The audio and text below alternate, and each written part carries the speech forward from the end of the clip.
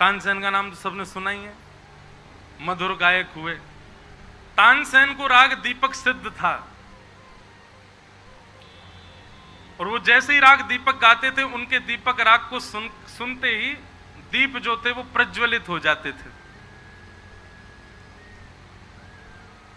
कुछ गायकों ने चिढ़ करके तानसेन के लिए ऐसी योजना बनाई कि ये राग दीपक गाएं और इनके साथ अनित हो। ऐसा होता था, जो छप्पे में वर्णन किया गया है, गान कला गंधर्व श्याम श्यामा को तोषें। बहुत ध्यानपूर्वक सुनिएगा। तो तानसेन जो थे ये अत्यंत श्रेष्ठ गायक, पर आपको राग दीपक सिद्ध हुआ था। पर दीपक राग की एक विशेषता तो ये थी कि उसको गाने से दीपक जल जाते थे, पर उसकी एक नुकसान ये होता था कि राग दीपक गाने वाले को बाहर वालों को नहीं दिखता था, पर गाने वाले को भीतर ही भीतर जलन होने लगती, अग्नि प्रज्वलित हो जाती थी उसके भीतर, और वो अग्नि जल से, सरोवर से, नदियों से शांत होने वाली नहीं थी। उस अग्नि को शांत करने के लिए एक ही उपाय है कि कोई मेघ मल्हार राग गावे, तो उस राग को सुनकर के अग्नि शांत होगी। और तानसेन अभी मेघ मल्हार राग अच्छे से निपुण नहीं हुए थे गाने में, इसलिए तानसेन ने धीरे धीरे कम कर दिया राग दीपक गाना, क्योंकि जलन होने लगती थी। अब मेघ मल्हार कोई गा के सुनाए तब ठीक होते थे, अब कोई गाने वाला था नहीं।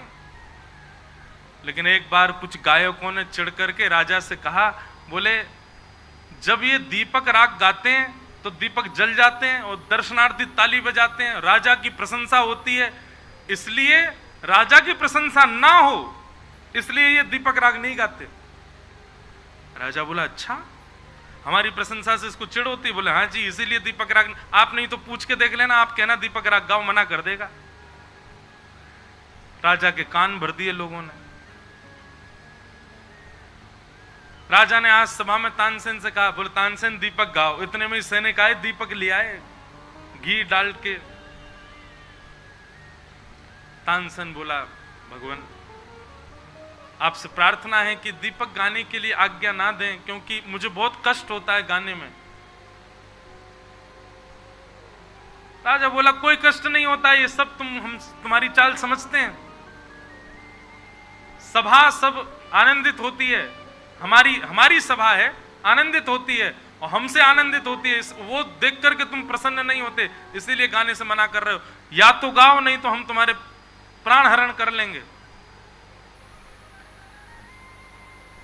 तानसेन बोला, दोनों तरीके से मृत्यु है, नहीं गाऊंगा तो राजा मार देगा, गाऊंगा तो जल जाऊंगा, अंदर ही अंदर मेघ मल्हार कोई सुनाएगा नहीं, मृत्यु हो जानी मेरी।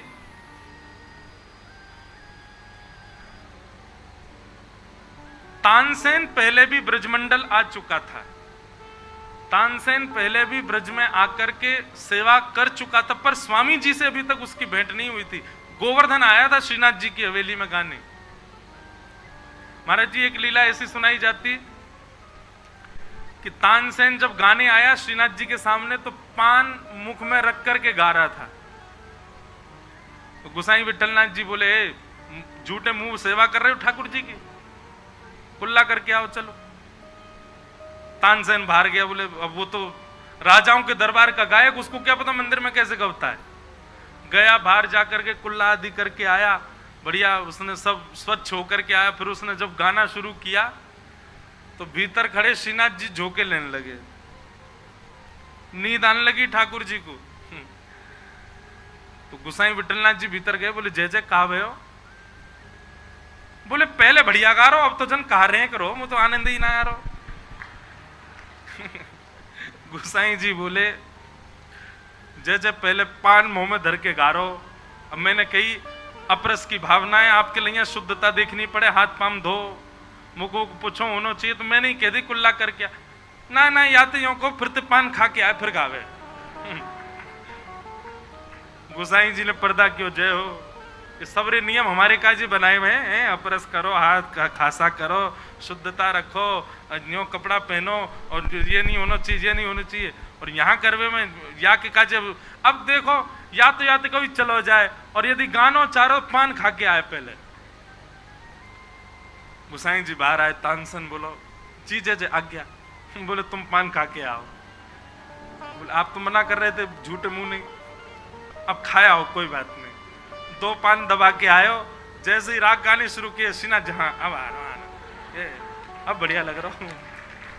तो भैया बड़ो नवीलो ठाकुर है, जन कौन को कौन सो गुण बढ़िया लग जाए।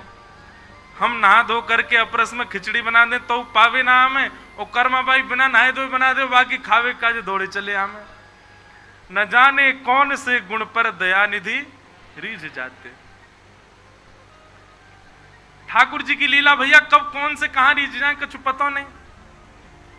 तो तानसेन, सब लोग सावधानी से सुन।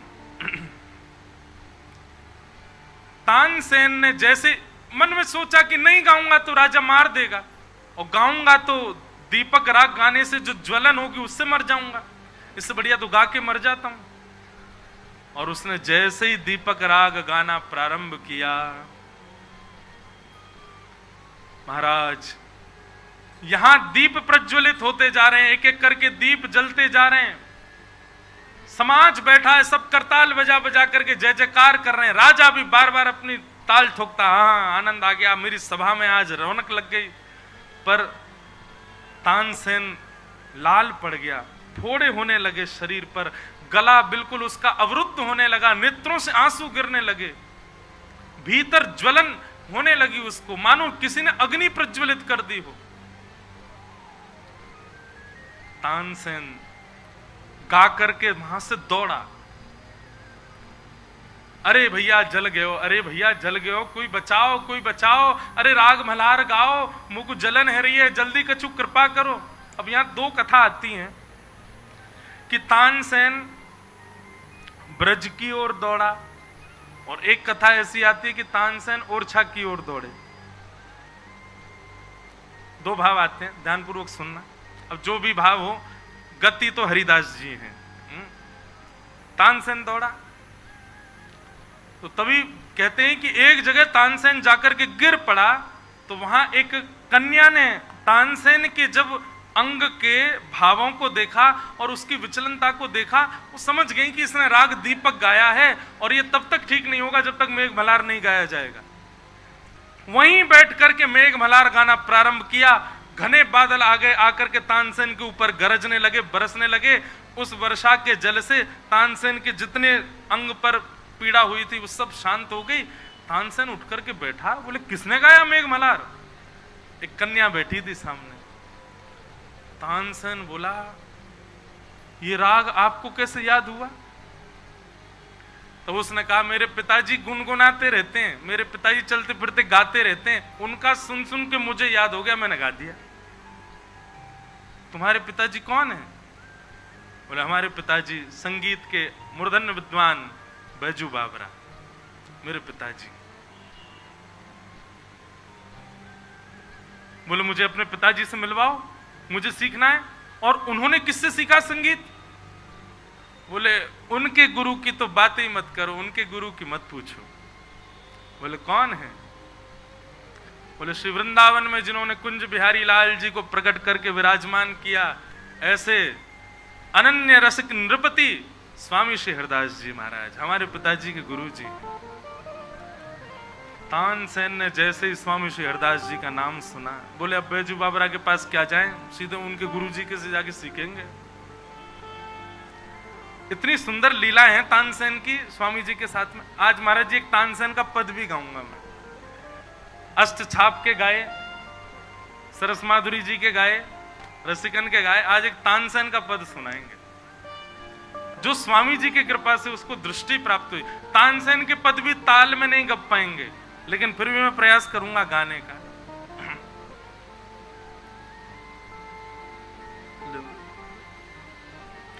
तानसेन पहुंचा वृंदावन।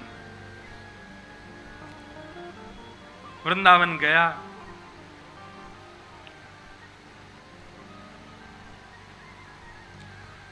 सामने जाकर के स्वामी श्री हरदास जी महाराज को प्रणाम किया, और प्रणाम करके उसने अपना परिचय प्रदान किया। बोलो भगवान मैं तानसेन हूं, गायन की सेवा करता हूं दरबारों में, राजाओं के यहां। अपनी पूरी घटनाक्रम बताई और कहा कि मैं आपसे संगीत सीखने के लिए आया हूं, संगीत विद्या सीखने के लिए आया हूं। स्वामी जी हरदास जी महाराज बोले, लोक रंजन करवे वारे, दुनिया के बादशाह को रिझावे और तो को मैं सिखाऊं, फिर तू जाके उन बादशाह की खवासी करे। और स्वामी जी हरदास जी तो खड़े बोलते, आज भी हमारे हरिदासी महापुरुष सब खड़े ही बोलते हैं। बहुत बड़ा सौभाग्यशाली हो वहां से प्रेम से बोल जाए। अच्छा एक बात है, जहां से प्रेम से बोल जाए वहां सौभाग्यशाली है ही नहीं। जहां में पढ़े महाराज 2-4 डंडा, समझो कि हाँ लकुटी पड़े स्वामी जी हरदास जी की है ना, ऐसी एक आध पड़ जाए समझो हाँ कृपा है गई। हरिदास इनको तो भाव ही अलग है। लेकिन तानसेन तो महाराज चरणन में बैठ के बोले, नहीं जय जय आप कृपा करो, आप आज्ञा करके मुझको सुंदर राग रागनी सिखाओ। तो स्वामी जी बोले, रोज आ जाए पीछे पड़ो भयो, चल बैठ जाए यहीं पे, चल राग यमन सुना। तो महाराज जो अब मैं तो सामान्य राग बोलूंगा जितने मुझे याद हैं, पर ऐसे ऐसे राग जो तानसेन ने कभी सुने नहीं, स्वामी जी उसको बोलते ये गा के सुना, और वो जानता भी नहीं था, फिर भी उन रागों को गाने लग जाता था। स्वामी जी महाराज कहते, अब चल ये वाला राग सुना, वही राग गाने लग जाता जो स्वामी जी उसको आज्ञा करते। वो समझ गया, बोले भैया ये कोई सामान्य संगीतकार नहीं है, या कोई सामान्य गंधर्व विद्या के अधिकारी वैसे नहीं है कि कोई किसी को बैठा के सिखावे या बैठ के सरगम लगवा में। ये तो कृपा भर के अगर देख लेंगे तो महाराज जाके स्वर नहीं होगा वो भी गाने लग जाएगा। ये तो स्वामी जी की कृपा है। और स्वामी जी ने ऐसे ही बोल बोल करके, चल अब ये राग सुना, अब ये राग सुना, अब ये राग सुना, जो राग को नाम लेते तानसेन गाने लग जाता। तानसेन का एक पद है, बहुत सुंदर भाव है।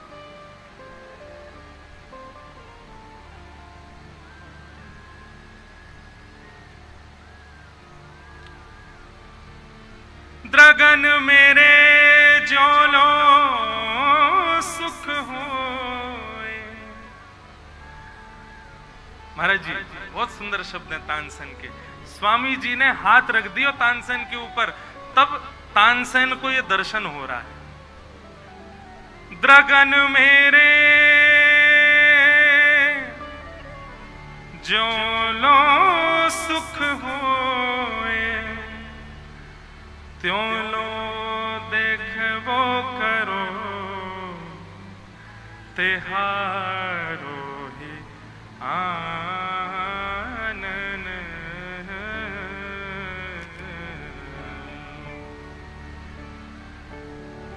द्रगन मेरे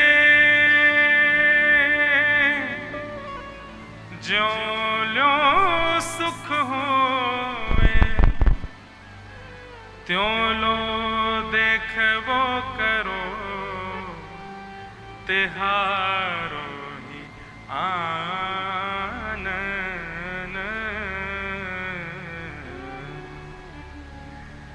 एक पल अंतर हो अंधियारो, सूझत ना दीन दिए, बोलना सुहात काहू को कानन। तानसेन कह रहे हैं, द्रगन मेरे ज्यों सुख होए, त्यों देखवो करूं, तिहारो ही आनंद। अभी तक तो केवल राजाओं की खवासी करी, पर स्वामी श्री हरदास जी की चरण रज प्राप्त है गई तो तानसेन के शब्द बदल गए। बिहारी जी के सामने बैठ के गा रहा है कि मेरे नेत्रन को जैसे सुख मिले तैसे मैं आपको दर्शन किया करूं, या फिर भाव ऐसा है कि आपको देखवे में ही मेरे नेत्रन को सुख प्राप्त होवे। एक पल अंतर होए अंधियारो, सूझत ना दिन दिए। आपके बगैर यदि एक क्षण भी मेरा व्यतीत होता है तो मेरे आंखों के आगे अंधियारे हो जाते हैं। दिन के दिया यानी कि सूर्य भी मुझको दिखाई नहीं देते हैं आपके आगे।